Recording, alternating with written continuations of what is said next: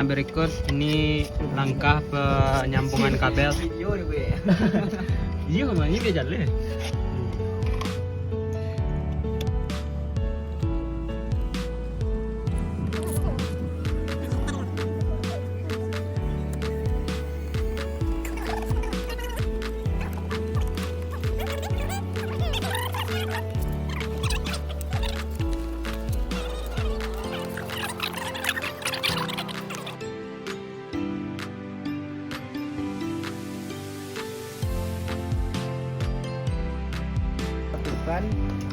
Pipanya ini dia ditaruh di antara dua di antara dua di tengah-tengah ini. Kemudian barulah potongnya jangan terlalu ke tengah karena nanti pemborosan pembuangan pipa terlalu banyak. Di ujungnya sedikit. Jadi kalau udah cukup keras baru diputar, jangan terlalu keras karena nanti bisa petak dia. Jadi kalau udah ringan lagi dia kita potong lagi. Seperti terus. Jadi putar ya Pak. Putar. Kunci putar, kunci putar. Nah, masukannya tinggal buka aja dan dikunci.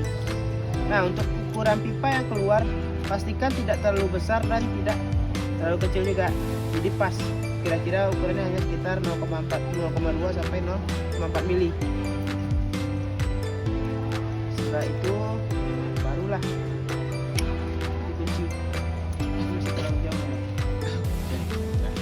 kira seginilah keluarannya dari colongannya. Kemudian baru dikunci.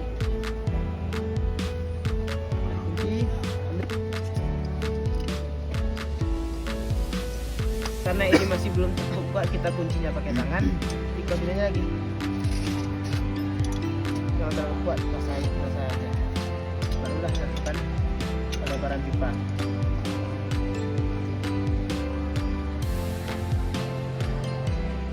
Terus sampai mentok dia. Kalau ini udah mentok dia, bentuk kembali. Lihat kembali apakah tidak ada cacat pada pemberingannya. Kalau ini ada cacat nih, berarti harus potong lagi. Oke nanti. Kalau udah, barulah kita lakukan yang namanya sama-sama pipa. Pipanya dia jauhkan ke arah sini. Nah, cara menyambung pipa itu nggak bisa langsung kita sambung seperti ini, nyambung kayak nyambung baut biasa. Harus diadu dulu antara pipanya dengan baut nempel di indoor. Nah, kalau sudah baru diputar. Ini tetap ditahan, karena kalau nggak ditahan dia akan goyang, dia lari lagi dia. Jadi pastikan dia lagi. Nah, kan, kemudian diputar sampai sudah cukup dikunci. Kalau sudah cukup dikunci, barulah dibantu dengan kunci Inggris. Kunci Inggris itu kalau untuk melakukan penguncian pipa harus digunakan 2 kunci Inggris. Karena kalau kita menggunakan 1 kunci Inggris, nggak akan kunci dia, akan mengikut pipanya nanti. Nah, jadi caranya untuk melakukan kunci Inggris, lakukan 2 kunci Inggris. Yang pertama pastikan dratnya nggak lari-lari, kayak seperti ini dia, harus pas kuncinya. Kemudian baru bisa dikunci sebelahnya. Kuncinya cukup kuat, jangan terlalu keras juga, tapi jangan terlalu lunak, harus pas. Biasanya bisa diukur dengan kunci torsi, tapi karena kita nggak ada kunci torsi jadi cukup pakai feeling aja ya. Nah, kalau sudah kuat rasanya, udah mulai nahan ya, coba diputarkan sekali lagi. Ini akibatnya kalau nggak pas ya.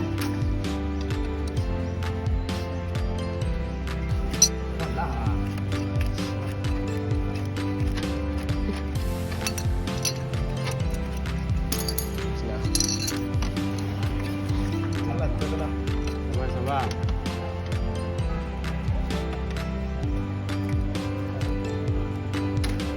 Oh, beres.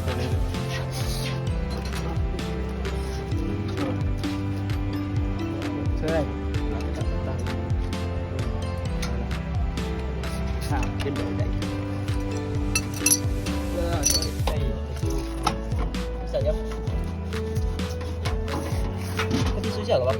Iya. Ada tuh bang. Sila ko dia bang.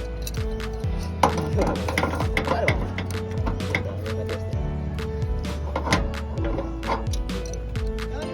Dapat tahan yung tahan. Alah tuh.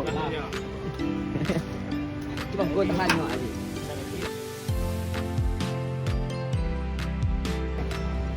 Gimana kak waktu kalian masang manipul? Awas basah apanya? Hubungin.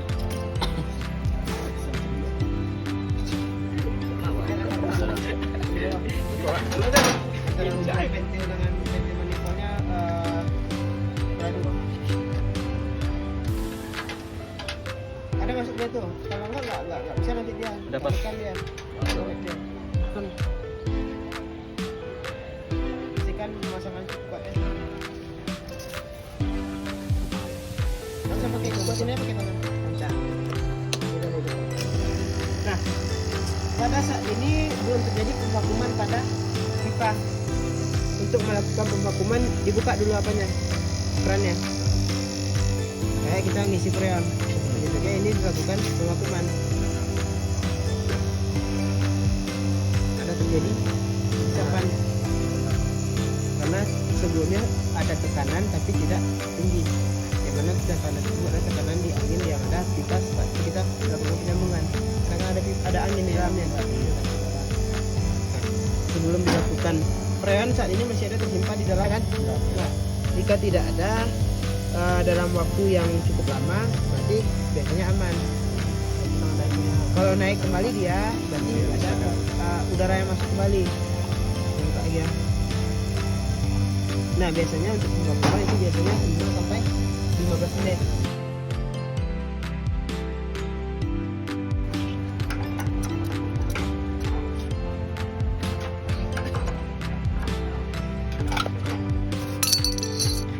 Ambil kunci L yang pakai.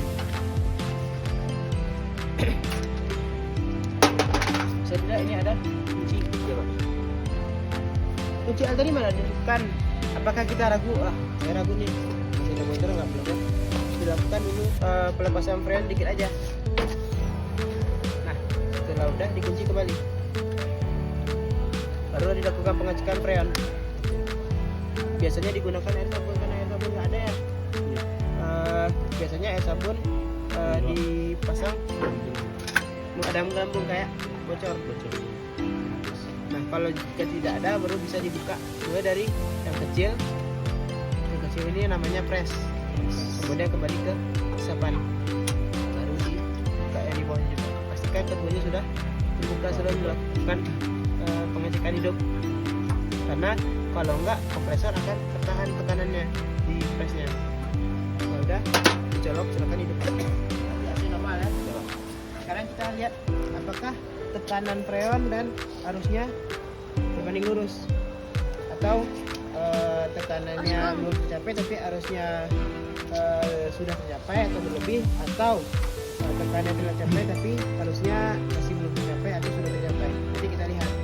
Itu biasanya pengecekannya dilakukan setelah 5 sampai 10 menit setelah AC dinyalakan. Sekarang kita lihat prosesnya.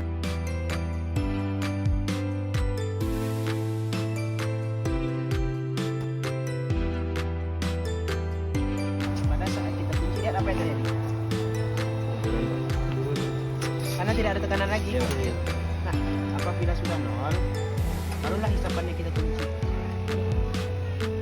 Nah, apabila sudah terkunci langsung dimatikan aja. Kita sudah tertahan, berarti dia baru dikunci.